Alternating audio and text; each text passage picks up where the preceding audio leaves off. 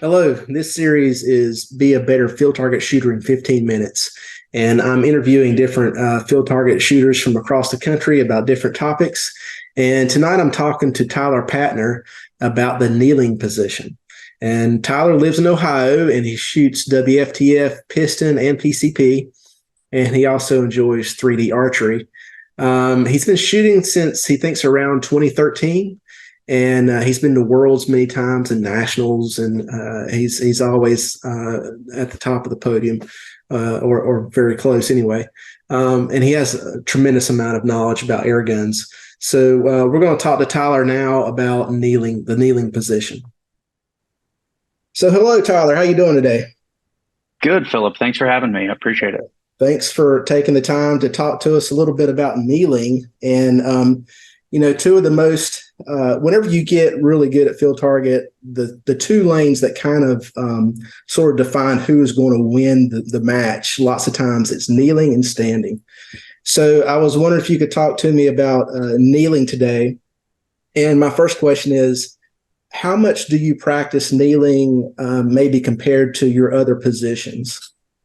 Sure. Kneeling's probably the position I have to practice the most. It's for me at least like the most uncomfortable of the positions. Okay. Standing, I enjoy practicing standing and probably do it a little more than kneeling. But kneeling's the one I should probably put more time into, if I'm being honest. Mm-hmm. It's just I think everybody has this where there are days you just have it and you don't, like there's always a little bit extra, whether it's nerves or just a little wobbly on a given day or something like that. And kneeling's where I see that the most. Like usually I can gut it out better in standing than kneeling, but so kneeling's definitely what I've worked harder at, I suppose.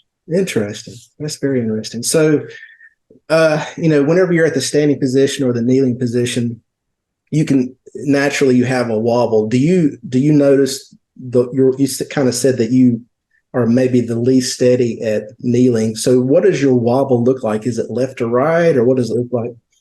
Sure. Well, it's kind of day to day, honestly. I wouldn't say it's the least stable. Maybe I Okay. misspoke. It's far more stable than offhand, but I feel less comfortable, I suppose. Like just the position overall is not as comfortable for me.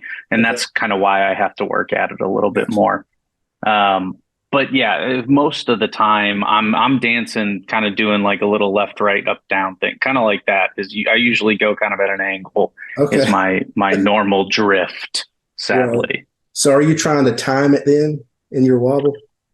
That's the problem is there are days when I'm feeling good, it just rests right in the kill zone. And kneeling, because of the things you're allowed to use in WFTF, both like a shooting glove jacket, but Mhm. also having the adjustable hamster where honestly, like my wrist is just forward of my knee, All right. right? So like my entire forearm is on my leg.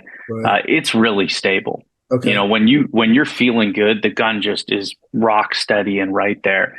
But on those days where I'm a little more wobbly, I guess, um, yeah, you're kind of driving by, like that. But it's usually not that bad. Honestly, most of the time, or most courses that we shoot here in Ohio, and then even when you travel to GPs, kneelers aren't particularly difficult. Like you might see a further one, but it's always going to be full size. It's the reduced stuff that could potentially give you a problem if you have a little bit of the yips on a given day. Right. So you said you're a little bit uncomfortable on kneeling. Is it the knees? Is it just the position of where do you feel that Sure. tension? Yeah, so for me, it's actually in my legs, right? Like in my right leg in particular. It's not a flexibility issue or anything like that. It largely comes from when you plant that foot in the ground. Your toes kind of bend, right? Like, or you have to curl your toes in, and Uh-huh. so it's kind of the position of the foot and the ankle that gets me. I played tennis well, I still play tennis, so I've been playing tennis since I was like 10, and it hasn't been kind on the body. Right. So, that's one of those things where it's like getting up, I'm like, oof, every time. But we have a lot of guys out there, some of the older gentlemen that definitely struggle with the knees and stuff like that. And you see that. But for me, not so much of an issue yet, thankfully. Right. But yeah, no, it honestly, the biggest help for me when I was getting started was I bought a steel toe set of boots. Okay. And that was like now my toe. So I just wear a sturdy set of boots basically, Hmm. and I don't have to worry about that bend or flex you would get out of like a normal pair of tennis shoes. Well, that's a good tip. Okay. Um, I'm kind of curious about your position whenever you're kneeling. Um, do you lean back any, or are you even thinking about your body weight as far as Sure. your balance at all? Or I've talked to some people and they kind of put a little more pressure back. I'm just curious Oh, what you do. yeah, that's interesting. I suppose I'm pretty neutral. Since I shoot a Thomas carbine, or at least when I'm shooting PCP, it's a short gun, so the weight is very much like right where you are. Uh-huh. So that's not such a big deal for me, Okay. thankfully. Shooting a Springer, you have a little bit more weight to contend with, but I don't lean back too much. I feel like I'm pretty neutral. Okay. Very good. I'm curious. This is something that I started doing when I first started shooting field target, and I think it's because I was really worried about running out of time. Whenever I did kneeling and standing, I would actually range both targets and then remember what my far target was and shoot my first target. Do you do that, or do you just you range your first one, you shoot it, you range your second one, you shoot it? I range and shoot. Like I do it all kind of the same way you would a seated lane.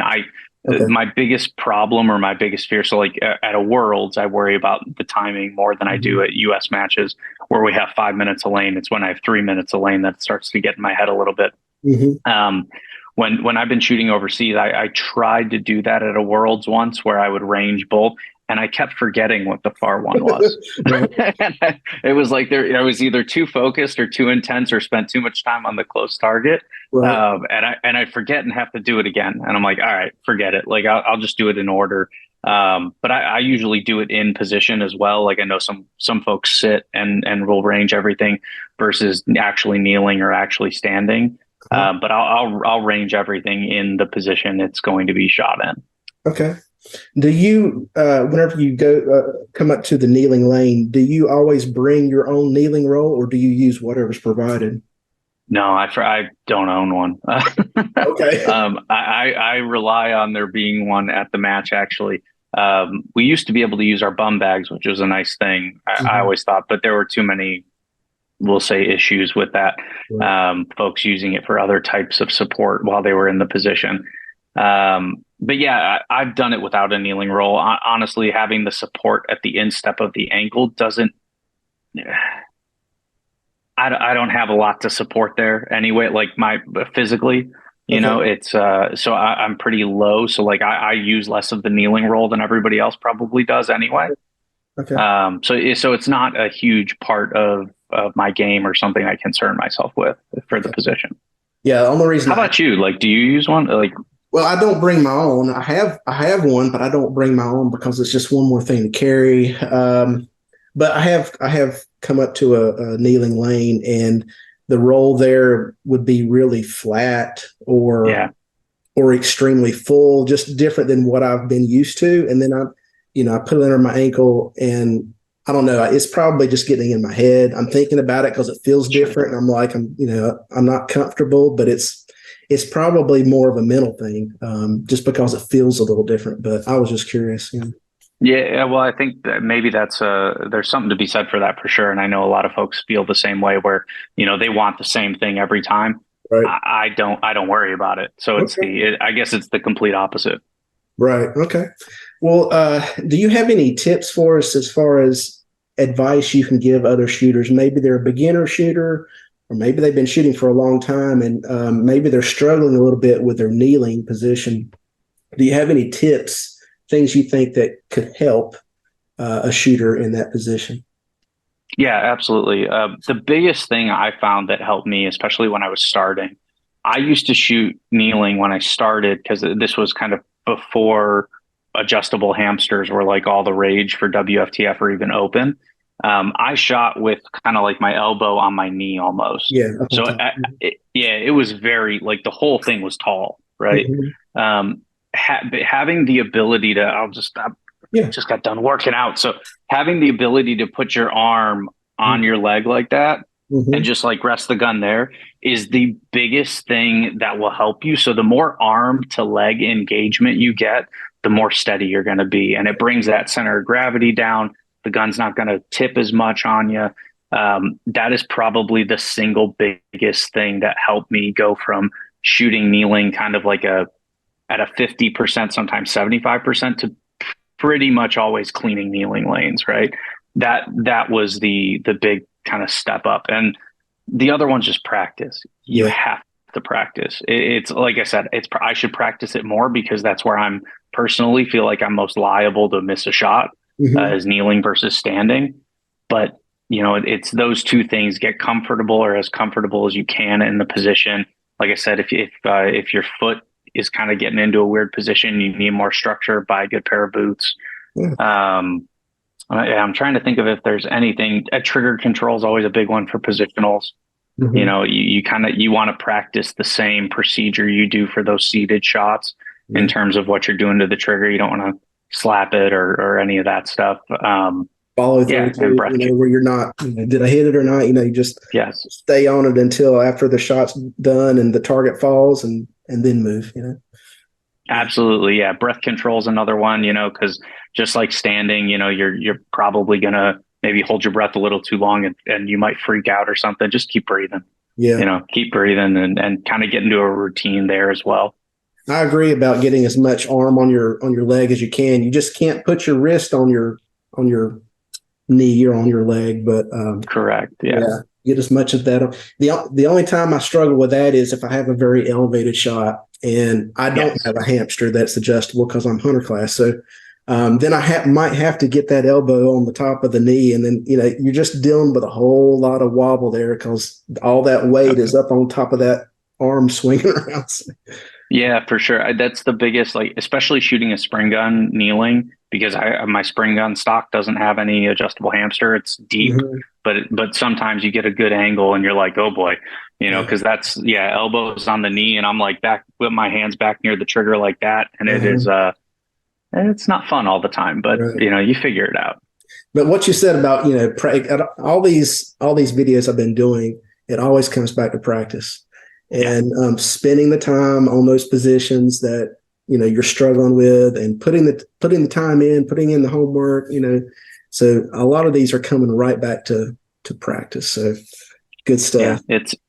I don't know about you, Philip, but for me, I probably practice less now than I did when I was like, uh, this is going to sound maybe a little weird, but like, when you get to a certain point, you don't have to practice as much. Like it's Hmm. ingrained and you use more like local matches as your Hmm. practice. Yeah. But when I was like a couple of years in, I was out at the office, right? Like I was shooting every day. All right. I was putting pellets downrange, dry firing. Like I was doing all of that stuff to really ingrain everything I was doing and get it the same every time. Right. And that's so important for a new person. If you have people to do that with, it's so much better. I'm Practicing with so others. lucky. I've like, yeah, that's the only way you can actually simulate kind of match Hmm. pressure, right? That's the hardest thing I think to do in practice is putting any sort of pressure, real pressure on yourself to the point where it might make you miss a shot. Right. And having Bill Rabbit on one side of me and Jeff Paddock on the other, who are both Yeah. phenomenal shooters, Yeah. and we're shooting paintballs at 30, 40 yards kneeling or offhand, Hmm. right? Like that's when you got to kind of keep the pace, right? That is Because you're going to hear about that's it if you miss. Yeah. And they get it. exactly. Oh Yeah. yes. Yeah. Yeah. But that's good pressure, right? And if you have people to do that with, it makes it all the better and a lot more fun too. Yeah. Well, good stuff. Any last words before we close this one?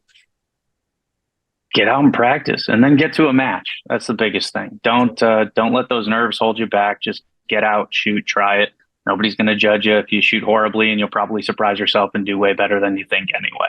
Yep, that's true. All right. Well, thanks for your time, Tyler. I appreciate you talking to us tonight. Absolutely. Thanks for having me, Philip. All right. We'll see you.